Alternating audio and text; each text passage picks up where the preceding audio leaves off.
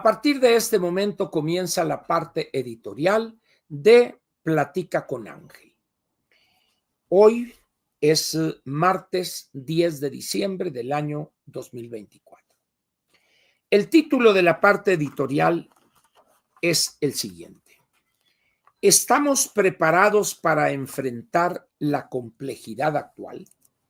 Y me refiero no solamente a lo complejo de la situación del país, sino también y muy especialmente a la complejidad internacional.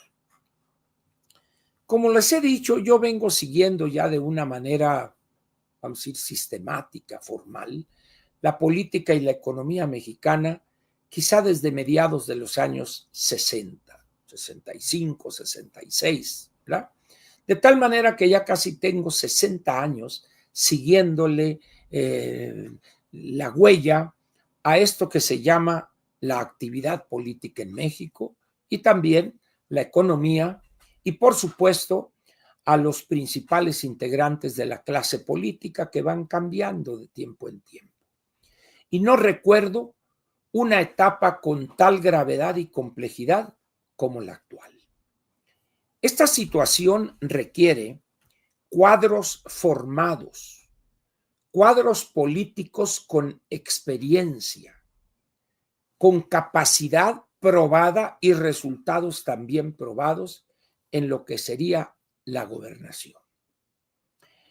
Morena y la 4T, o esta locura de López Obrador, el bulto, tuvo a bien mandar a la calle casi a 30,000 cuadros que trabajaban en el sector público, correrlos con una patada en el trasero. Personas dedicadas al servicio público en diferentes ramas, y a esos casi 30,000 los mandaron muy lejos, más allá de la finca de Palenque. ¿Y con qué se quedaron? Con cascajo puro, con sinvergüenzas, corruptos, inexpertos, oportunistas. Y los resultados están a la vista. El mismo López Obrador era un personaje de nula experiencia en la gobernación. Oye, Ángel, pero fue jefe de gobierno. No, él era el nominal jefe de gobierno, pero el señor andaba en la grilla, preparando su campaña para la presidencia de la República. De tal manera, pues, que el señor nunca había tenido experiencia probada y resultados probados en la gobernación. En el Ejecutivo me refiero, por supuesto, porque los legisladores no gobiernan, legislan, ¿verdad? Y los integrantes del Poder Judicial juzgan. Entonces, ¿qué es lo que tenemos hoy? Una situación más o menos similar. Quizá el único espacio donde la anticientífica gobierna es su casa, su pequeño departamentito, donde hasta hace poco nada gobernaba porque vivía sola, digo, es lo que se sabe, pues, ¿no? Sin pareja, por decirlo de alguna manera, hasta que llegó este caretonto ahí, el Chuy. Así se expresan de él en Culiacán, ¿eh? O sea, para que no me la carguen a mí, ¿no? O sea, el caretonto, me dice, ¿no? Si ustedes lo observan bien, no están tan lejanos los juicios de sus paisanos culichis ahí en Sinaloa. Pero no tiene experiencia gobernando. Oye, Ángel, pero fue en la delegación Tlalpan, sí, vean el desastre que fue la delegación Tlalpan. Y luego la jefatura de gobierno, quien fue jefe de gobierno en esos 5 años, fue López Obrador. Él decidía, él autorizaba qué presupuesto, para dónde se llevaban los recursos, la protegía, la cubría, etc.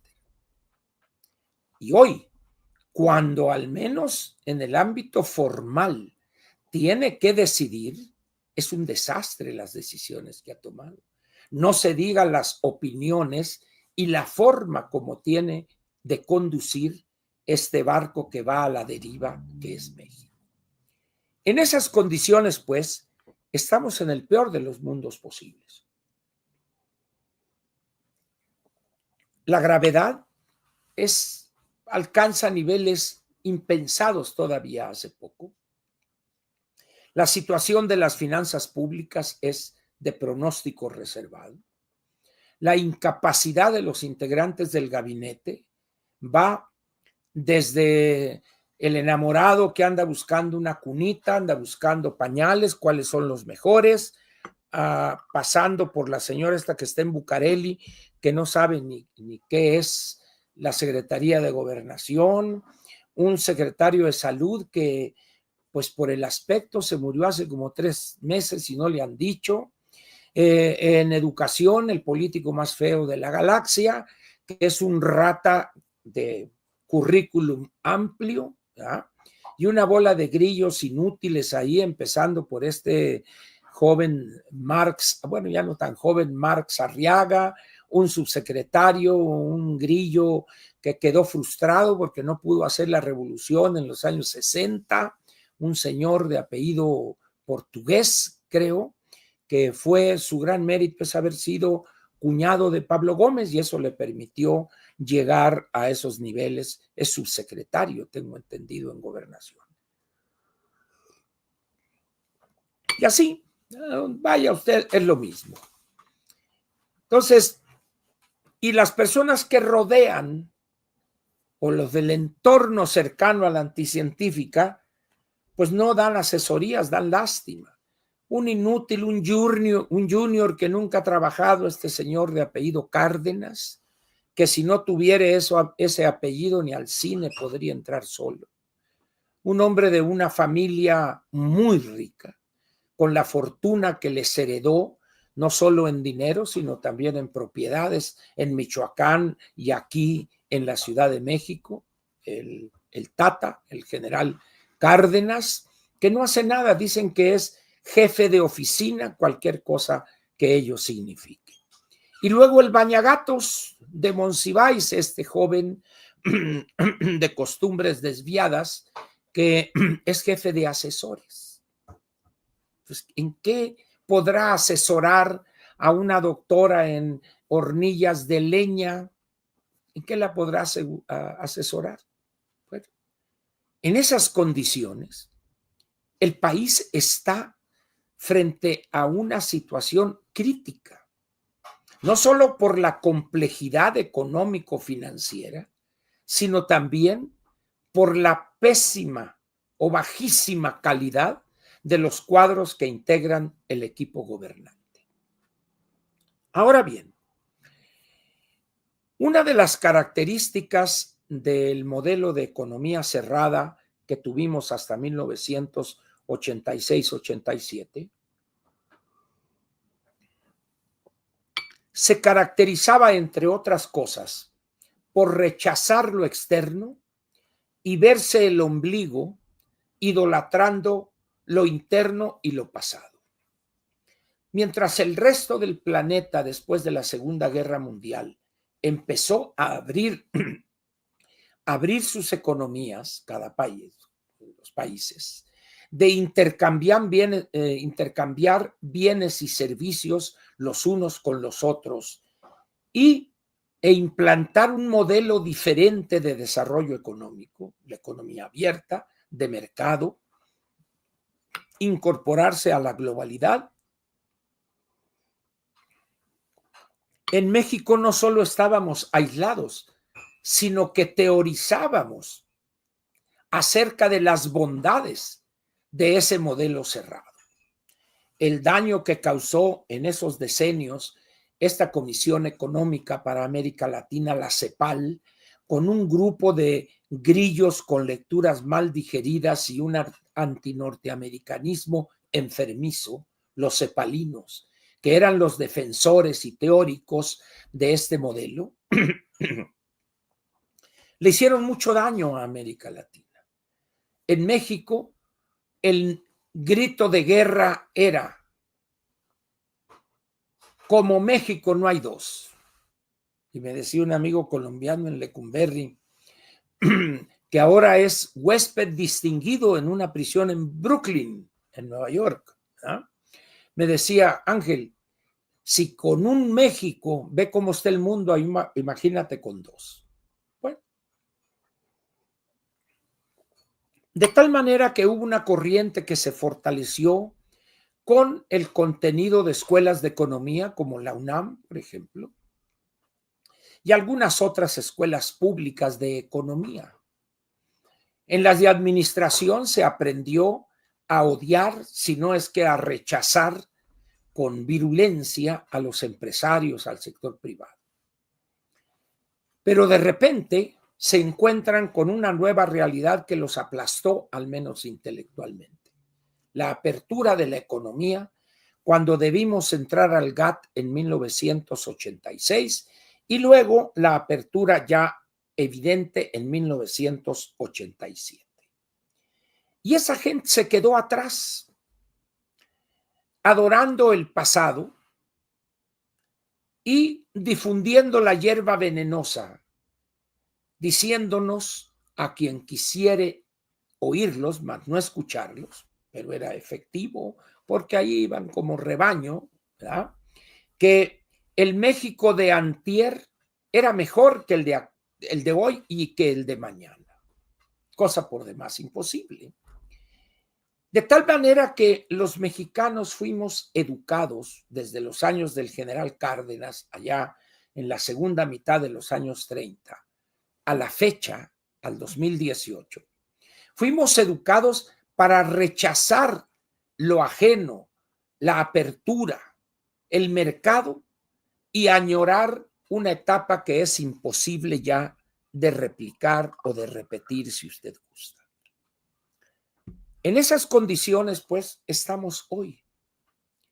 López Obrador, el bulto, dilapidó cientos de miles de millones de pesos en locuras extremas. El Tren Maya, que dice la anticientífica, está muy bien el Tren Maya. Es todo un portento, dijo en su construcción. Honra la cultura maya. ¿Honra la cultura maya? Dice uno, no es posible escuchar. Y que los 1,500, no, señora. Buena parte de ese tramo, de esos 1,500 kilómetros, ya estaba construido. Era un viejo ferrocarril y estaban los rieles abandonados porque no era rentable. Ya. Como hoy lo prueba, no es rentable el Tren Maya, ni lo será jamás, señor. Prácticamente tiene ingresos equivalentes, creo que al 1% de todos sus costos. Tiene que ser subsidiado con miles y miles de millones de pesos y no está terminado todavía. Dos Bocas, otra locura de López, mal pensada. Toman los desarrollos tecnológicos o los documentos que se elaboraron para aquella refinería que se iba a construir en Tula. Pues tomaron todos esos planos y esos los reprodujeron allá, cosa que fue un error, por la sencilla razón de que el subsuelo, el suelo en Tula, etcétera, es diferente a aquel. Pero eso no le importó a quien hoy dice que gobierna Veracruz. La señora Nale, que dijo que en 3 años iba a estar echando gasolina, pero a chorros, y que iba a costar 8,000 millones de dólares. Van en 25 y no se le ve fin. Entonces, y así, el transoceánico, el AIFA, que va a terminar siendo una base militar grandota. Eso es lo que va a hacer. No tiene otro futuro. O sea, pero bueno, así está. Y ahora, como cada quien de los morenistas tiene que tener sus propias ocurrencias, hereda y acepta ciega y acríticamente la anticientífica los trenes de pasajeros. Bueno, pues ahí vamos a tirar decenas, si no es que centenas de miles de millones de pesos. Y este muchacho, este joven que parece cada vez que sale, yo digo, oye, va al antro como se viste acá y el bucle por acá y el gel y todo y acá. Vamos a meter el año tal y que en 3 años terminamos Toma lo que vas a terminar. No tienen un clavo, hombre. Pero además, trenes de pasajeros en esto, dice uno, tren de aquí a Nogales y de aquí a Nuevo Laredo, dice uno, ¿qué van a hacer? ¿Qué van a hacer con el parque vehicular de tráilers? No, o sea, no tienen idea, pues, pero como así lo dijo el profeta López Obrador el bulto, pues hay que hacerlo, no pueden tirar a la basura esa estupidez. Todo eso ha generado una situación compleja en el plano interno. No hay dinero, ni habrá dinero. Una economía estancada, si no es que podría entrar en un periodo recesivo. Una serie de compromisos presupuestales que rayan en montos absurdos, imposibles de sufragar sanamente. Un nivel de endeudamiento ya peligroso por el nivel tan bajo de captación que tiene el erario. Una burocracia corrompida, atrasada, ignorante, vieja incluso, que debería ser ya reemplazada por una nueva generación, liquidarlos, pensionarlos o jubilarlos de manera anticipada sin escamotearles un solo 5 a que tienen derecho y hacer una renovación total de la burocracia, simplificar trámites, etcétera, etcétera. Pero no. Ahora tenemos la última jugada para entrar a la situación internacional. En el mundo, después del surgimiento de algo que se llamó ARPANET, que era un instrumento electrónico que se generó, no recuerdo ahorita en qué universidad, para comunicarse entre las universidades. Eso fue el ARPANET. Posteriormente, ante un avance como este, pues vive solo, vamos a decir. Y hoy el Internet, o eso que llamamos la red o la Internet, es algo que ha sorprendido a tirios y troyanos. Uno de esas aplicaciones son esta cuestión de las apps, de las aplicaciones, y unas de esas apps son la venta o la entrega, de ciertos bienes, fundamentalmente alimentos, comidas, etcétera, ¿verdad? Pero también sirven como correo. Usted le habla a Didi o le habla a Uber, que puede venir, quiero mandar este paquete a tal, perfecto. Entonces el operador de Uber o de Didi toma eso, se le avisa a la persona que va a recibir eso y fungen como repartidores rápidos, eficientes, etcétera, etcétera. Este gobierno y el anterior, en vez de entender esos avances y lo que significan de ventajas para el consumidor, ¿qué hacen? Como no entienden eso, entonces dicen a joderlos a esos. Pero resulta que no joden ni a Uber ni a Didi, sino a los que tienen un ingreso. Es que tiene que tener seguridad social, tiene que tener vacaciones, tiene que ser esto y eso, porque sacan a relucir una ley federal del trabajo, la ley reglamentaria del artículo 123, que fue redactada, el artículo primero, el artículo 123, para un país que jamás existió. Ese artículo 123, plasmado en la Constitución de 1917, fue para un México que no existía en ese momento. Pero además, al paso del tiempo se demostró que la ley reglamentaria de ese artículo fue redactada también para un país imaginado, al grado tal que hoy lo pueden verificar con un abogado laborista o un abogado laboral que se dedique a eso. ¿Cuántos artículos tiene la Ley Federal del Trabajo? Es un ladrillo que pueden ustedes matar a alguien, le dan un librazo en la nuca y paz, como mató López Obrador a un joven después de un partido de béisbol que perdió su equipo allá en Tabasco. Él con una pelota de béisbol y aquí con la Ley Federal del Trabajo. Y en vez de actualizar esa ley caduca a seda para que respondiera a las nuevas condiciones de los mercados laborales en México, como ha sucedido en el resto del mundo. No. Pensamos que por haber aprobado el Congreso, ya se aprobó que para esto, que para las aplicaciones, etcétera, como le llamen, porque ahí está Airbnb también. Resulta que pretenden lo imposible, que la realidad se adecue a una ley, a una reglamentación, una legislación obsoleta completamente. ¿Qué va a pasar? Pues que muchos de los que hoy operan en esas plataformas, pues ya no van a poder continuar por la serie de requisitos que establecieron y según ellos defendiendo a esos operadores, pero ellos no quieren que los defiendas.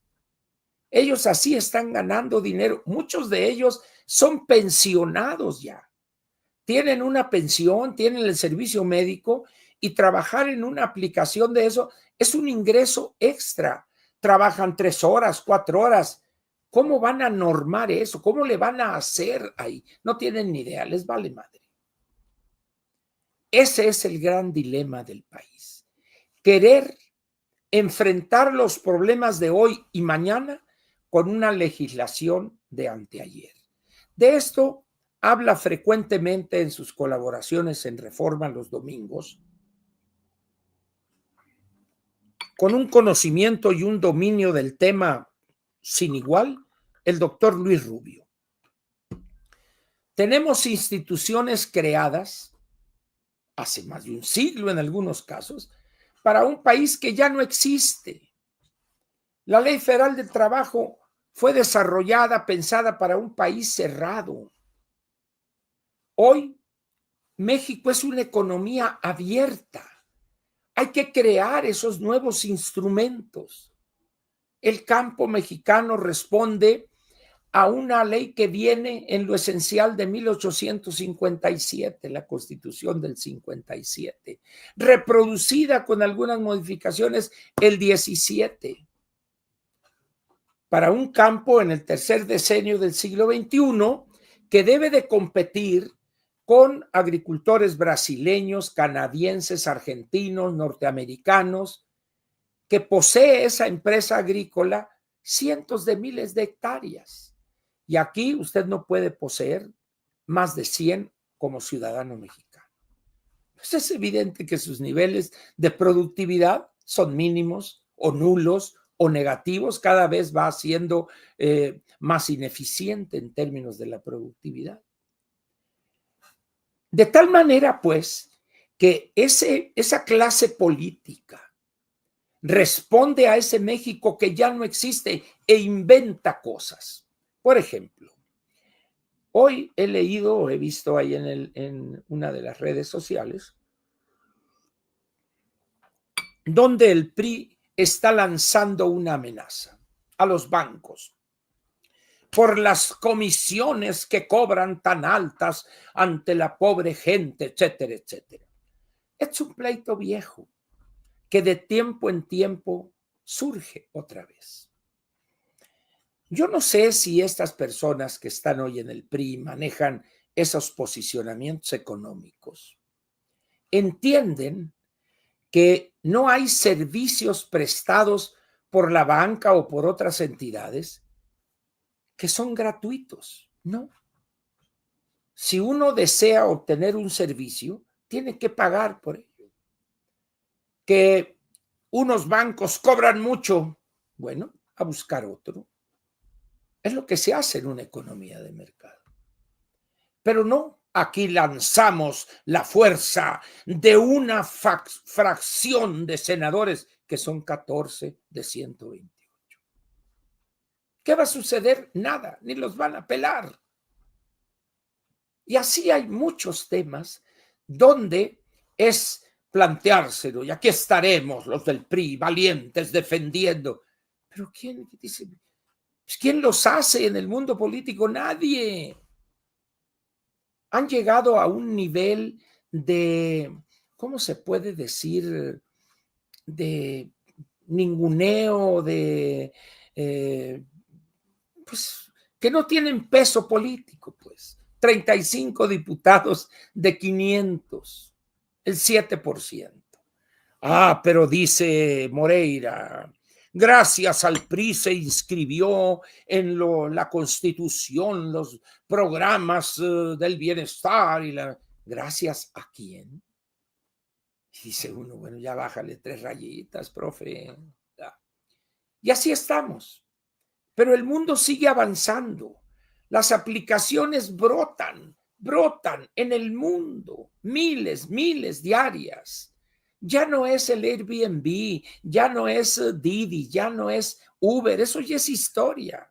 Ya son los vehículos no tripulados, ya son los autos eléctricos, ya está una nueva generación que se va a mover por hidrógeno, lo que llaman el hidrógeno verde, etcétera, etcétera.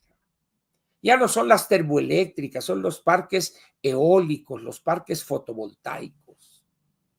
Ya los carros son de plástico, pero plásticos de alta resistencia, producto de la investigación científica.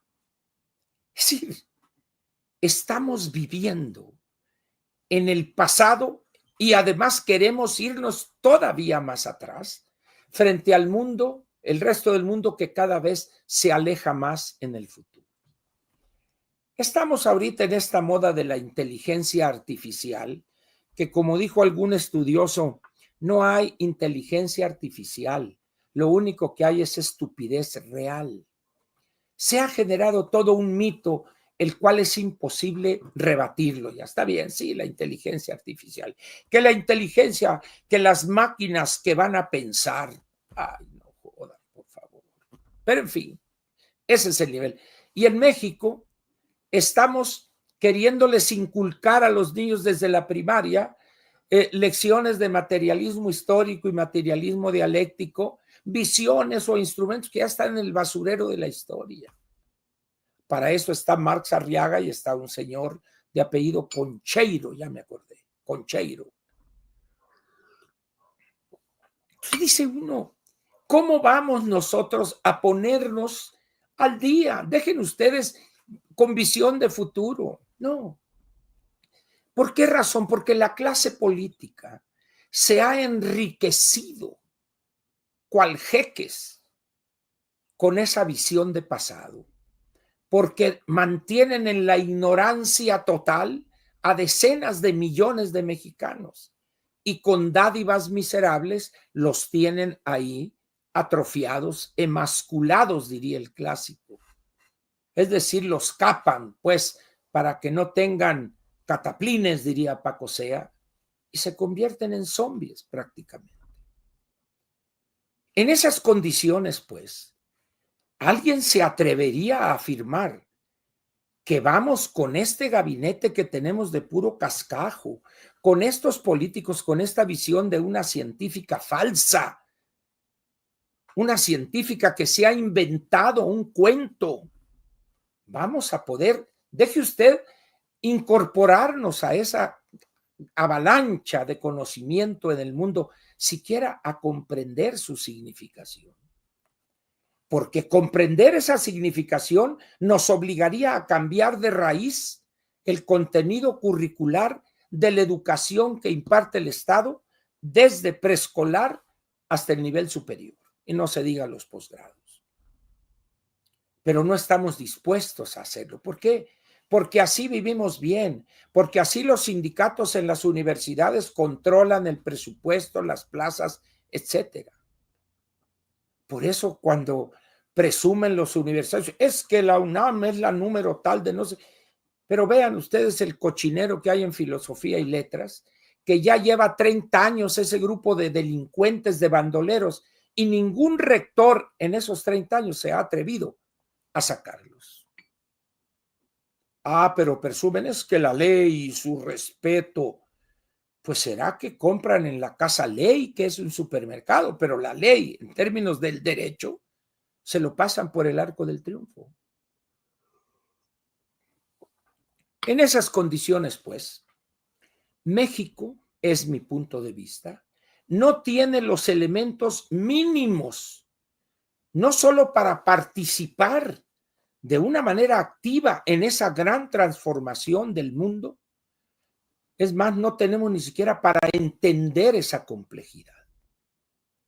Y el mundo no nos espera, sigue avanzando, teniendo como frontera al país más disruptivo del mundo, el que más premios Nobel ha generado desde principios del siglo pasado, donde tiene las mejores universidades del mundo, donde tiene niveles de productividad que son la envidia del mundo, la economía más fuerte para recuperarse después de una pandemia, por ejemplo, que tiene una democracia que funciona, respetan la ley, que tienen cosas que no nos gustan a nosotros, no las hagamos, pues.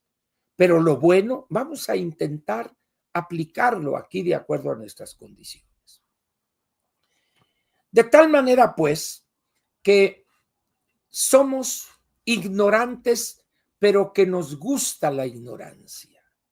No sé si han visto ustedes estas operaciones de cerdos en porquerizas, lo que se llama cerdos de traspatio o chiqueros, donde están los marranos en un estanque lleno de lodo, excremento, orines de los cerdos, y se regodea el cerdo en ese estanque de cochinada, de mierda ahí. Está feliz ahí el cerdo. Los mexicanos cambiamos esa mierda por pasado y nos regodeamos acá el pasado, Morelos, Hidalgo, Zapata, y está. Espérate, carnal, hombre. Dame algo de futuro, hombre. No, ¿cómo? En esas condiciones, pues, no es posible aspirar a que nos vaya bien con esa mentalidad que tenemos. Ahora bien, vamos a suponer que alguien por ahí dijera, no, hombre, vamos a hacer esto y vamos a ver el futuro, etcétera. ¿Con quiénes lo haría? ¿Con estos funcionarios? ¿Piensan ustedes que habría la posibilidad de con una, ¿cómo se llama esta señora que tuvo un pleito siendo ella senadora con el propietario de TV Azteca, que fueron hasta tribunales, etcétera? No recuerdo cómo se llama. Es una señora muy conocida porque hay una foto de ella donde está casi queriendo cortarle la cabeza a Gustavo Madero. Creo que fue en la toma en la Citlali Hernández es su apellido. Una señora, como ya la corrección política nos impide decir que es una gordota, debemos decir una mujer robusta, ¿verdad? O de kilos acumulados, podríamos decir, para que no nos vayan a demandar.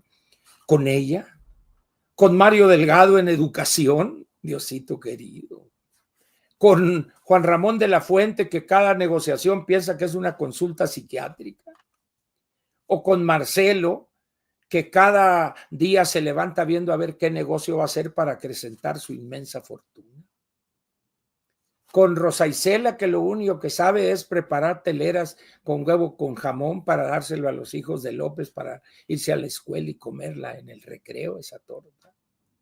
Ese es el nivel. No podemos eso. Muy bien. Entonces, ¿con quiénes? Pues no hay forma, no tenemos el capital humano. Pero la pregunta sería, ¿en verdad queremos enfrentar esta situación para modificarla de raíz y ver al futuro? No queremos. Vea las manifestaciones orales de un Rubén Moreira donde dice ese dinero del Fobaproa porque hace falta. No tiene la menor idea de la importancia de lo que es el Fobaproa hoy y que fue en su momento. No lo entiende. Pues digo, es explicable. Un profesor de primaria, pues digo, difícilmente. Y luego de ahí deja la profesión del magisterio y se mete de político y el hombre, cuidado con él. Entonces dice uno, con esos hacerlo imposible, pues. Ahora, estamos tan mal que ahora cuando rindió su último informe, la doctora Piña, quien preside la Suprema Corte de Justicia de la Nación, le hicieron al feo algunos personajes, pero hay una que se caracterizó por su grosería, por su vulgaridad, que a la hora que ella termina y se levanta todo el mundo, por cortesía a darle un aplauso, ella permanece sentada. Lenia Batres Guadarrama. Ese es el modelo de los nuevos integrantes de la estructura del Poder Judicial que vamos a tener. Ahora bien, rescato una frase que pronunció Marcelo Ebrard en una ceremonia de X cosa y en relación con esta situación generada con la llegada de Donald Trump. Bueno, todavía no ha llegado, pero es candidato triunfador. Como dijo él, México tendrá la sangre fría para defender. Y dice uno, ¿tendrá idea de la babosada que está diciendo? Nomás le enseñan una foto de Trump y se culiempina a ese señor. Es un cobarde, un rata además. Pues dice uno, bueno. Y luego la otra, la que está en el medio ambiente, que fue a una boda, llegó en la mesa de regalos y dio un regalo para los desposados, pero dice, no, yo no sabía lo que era esto. Y esa es la que va a salvar a México de la depredación ambiental que hizo la 4T. Por supuesto que no. Ahora bien, tenemos una discusión interesante que se va a dar, perdón, que ya le corte, espérenme tantito. Ahorita en esta semana, todavía hoy es martes, miércoles y el jueves, 3 días, 72 horas de una rebatinga de recursos en el Cámara de Diputados, porque los recortes y que para dónde y cómo y cuándo. Muy bien. Se ha dicho hasta la saciedad que la anticientífica no coordina o no manda en el Congreso, porque ni a Dan Augusto le hace caso la jirafa enamorada, el hombre de la jirafa enamorada, y el tapete zacatecano menos. La anticientífica primero se negaba a hablar de recortes, pero luego tuvo que aceptar ante las estupideces que hizo el delicadito. Ay, pues yo no me di cuenta, porque ahí pues es que la suma, la resta y la raíz cuadrada y el integral triple que hicimos acá, sí daban los números, doctora. Pues toma que daban los números y traen un problema. Bueno, pero de repente empiezan a manejarse dos cantidades. Dice la anticientífica, 20,000 millones de pesos que le vamos a dar acá a las universidades, pero luego sale el tapete zacatecano, 30,000 millones de pesos. Vamos a suponer que él esté en lo correcto, pero si ya la jefa de Estado dijo 20,000, que es de tu partido, dices, ¿para qué dices públicamente 30,000? La cortesía política y la supervivencia política aconseja, pues de manera privada maneja las cosas y distribuye lo que quieras. Pero todavía, ayer estaban 30,000 millones y la anticientífica por allá 20,000 millones. De ese tamaño es el enfrentamiento que hay en el Congreso. ¿Y cuál es el problema central de esa diferencia? Que no hay dinero, nada más. Podemos inventar cosas y que el cambio climático y la mentira que te eché, pero el hecho es que no hay dinero. Y ese es el problema que va a marcar los 6 años a este gobierno. En seguridad, bueno, pues ya, ¿para qué nos metemos en esa frase de oro de ella que les dice a los gobernadores, sean responsables? Ah, entonces quiere decir que son una bola de irresponsables. Pues sí, sí lo son. Pero ¿qué pasa cuando algún gobernador de Morena incluso le dice a la anticientífica, señora, sea usted responsable en materia de educación, sea usted responsable en materia de combate al crimen organizado, porque nosotros En el Estado estamos impedidos porque son delitos federales. Así es que si hay una irresponsabilidad, es la de usted. Los de Morena no lo van a decir, pero los 6 panistas sí podrían decirlo. De los 2 priistas, pues no esperamos nada, ¿no? ¿Verdad? Es decir, es increíble lo que estamos viendo frente a la profunda gravedad de nuestros problemas. Y lo peor es que a nadie parece preocupar esta realidad. De tal manera, pues, que yo por eso les dije hoy en la mañanera, señores, austeridad, no gastemos en lo superfluo. Esto se va a poner muy complicado.